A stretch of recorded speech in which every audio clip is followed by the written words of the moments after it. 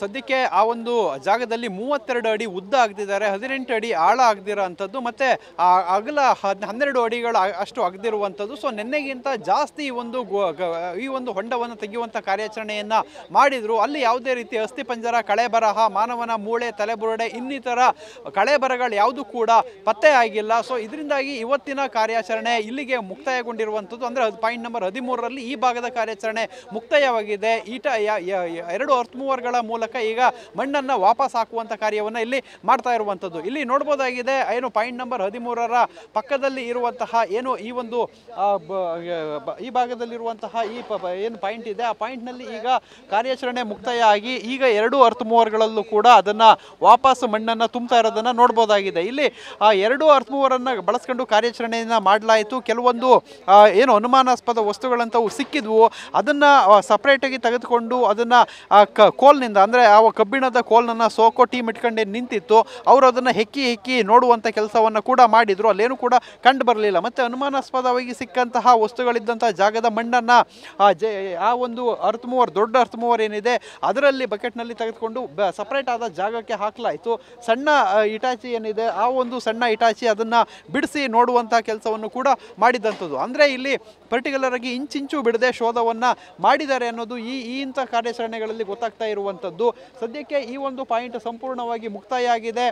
ಪಕ್ಕದಲ್ಲೇ ಇರುವಂತಹ ನೆನ್ನೆ ಪಾಯಿಂಟನ್ನು ನಾನು ಅದನ್ನು ತೋರಿಸ್ಬಿಡ್ತೀನಿ, ನೋಡ್ಬೋದಾಗಿದೆ ನೀವು.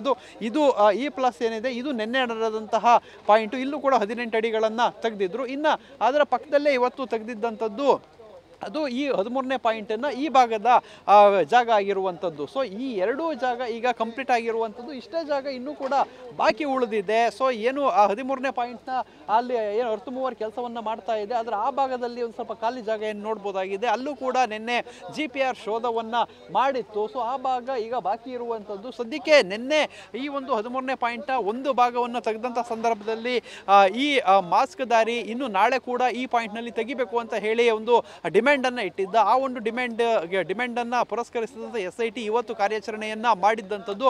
ಸೊ ಇಲ್ಲಿ ಇನ್ನೂ ಅಂದರೆ ಇಷ್ಟು ತೆಗೆದ್ರೂ ಕೂಡ ಯಾವುದೇ ಅಸ್ಥಿಪಂಜರ, ಕಳೆಬರ ಏನು ಪತ್ತೆ ಆಗೋದ್ರಿಂದ ಈಗ ಎಲ್ಲೋ ಒಂದು ಕಡೆ ತನಿಖೆಯ ದಿಕ್ಕು ಇವತ್ತಿನಿಂದ ಇನ್ನೂ ಬೇರೆ ಕಡೆ ಹೋಗಲಿಕ್ಕೆ ಸಾಧ್ಯತೆ ಇದೆ. ಯಾಕೆಂತ ಹೇಳಿದರೆ ನಿನ್ನೆ ಅದು ತೆಗೆದಂಥ ಸಂದರ್ಭದಲ್ಲಿ ಆತ ಇನ್ನೊಂದೇನು ಕೇಳಿದ್ದ ಆ ಒಂದು ಪಾಯಿಂಟನ್ನು ಕೂಡ ಇವತ್ತು ತೆಗೆದಾಯಿತು. ಆತ ಮುಂದುವರಿಸಿ ಇನ್ನು 13ನೇ ಪಾಯಿಂಟ್ನಲ್ಲಿ 2 ಭಾಗಗಳೇನಿದೆ ಅವನ್ನ ಮಾಡಬೇಕು ಅಂತ ಏನಾದರೂ ಡಿಮ್ಯಾಂಡ್ ಇಡ್ತಾನ, ಅದನ್ನು ಏನಾದರೂ SIT ಪುರಸ್ಕರಿಸುತ್ತಾ, ಇದನ್ನೆಲ್ಲ ಕಾದು ನೋಡಬೇಕಾಗಿ ಈಗಾಗಲೇ ಇಲ್ಲಿ ನಡೀತಾ ಇರೋ ಬೆಳವಣಿಗೆಗಳ ಬಗ್ಗೆ SIT ಮುಖ್ಯಸ್ಥ ಪ್ರಣಬ್ ಮೊಹಂತಿ ಇಲ್ಲಿಂದ SP ಏನು ಜಿತೇಂದ್ರ ದಯಾಮ ಏನಿದ್ದಾರೆ ಅವ್ರ ಹತ್ರ ಮಾಹಿತಿಯನ್ನು ಪಡ್ಕೊಳ್ತಾ ಇದ್ದಾರೆ. ಕ್ಷಣದ ಮಾಹಿತಿಯನ್ನು ಪಡ್ಕೊಂಡು ಗೃಹ ಸಚಿವ ಪರಮೇಶ್ವರ್ ಅವ್ರಿಗೂ ಕೂಡ ಕೊಡ್ತಾ ಇರುವಂಥದ್ದು. ಗೃಹ ಸಚಿವ ಪರಮೇಶ್ವರ್ ಏನು CM ಅನ್ನು ಕೂಡ ಮೀಟ್ ಮಾಡೋಕ್ಕೆ ಹೋಗಿದ್ದಾರೆ ಅನ್ನೋ ಮಾಹಿತಿಗಳು ಕೇಳಿ ಬರ್ತಾ ಇದೆ. ಸೊ ಅಲ್ಲಿ ಏನು SITಗೆ ಏನು ಇನ್ಸ್ಟ್ರಕ್ಷನ್ ಸಿಗುತ್ತೆ, SITಯಿಂದ ಯಾವ ಮಾಹಿತಿಯನ್ನು ಪಡ್ಕೊಳ್ತಾರೆ, SIT ಅಭಿಪ್ರಾಯಗಳನ್ನ ಏನು ಕೇಳಿ ಸರ್ಕಾರ ಯಾವ ನಿರ್ಧಾರ ಬರುತ್ತೆ ಅನ್ನೋದನ್ನು ಕಾದು ನೋಡಬೇಕಾಗಿದೆ. ಸದ್ಯಕ್ಕೆ ಈ ಒಂದು 13ನೇ ಪಾಯಿಂಟ್ನಲ್ಲಿ ಏನು ಕೂಡ ಸಿಕ್ಕಿಲ್ಲ. ಸೊ ಈ ಮೂಲಕವಾಗಿ ಇವತ್ತಿನ ಕಾರ್ಯಾಚರಣೆ ಆ ಒಂದು ಜಾಗದಲ್ಲಿ ಮುಕ್ತಾಯ ಆಗಿರುವಂಥದ್ದು. ರೆಹಮಾನ್.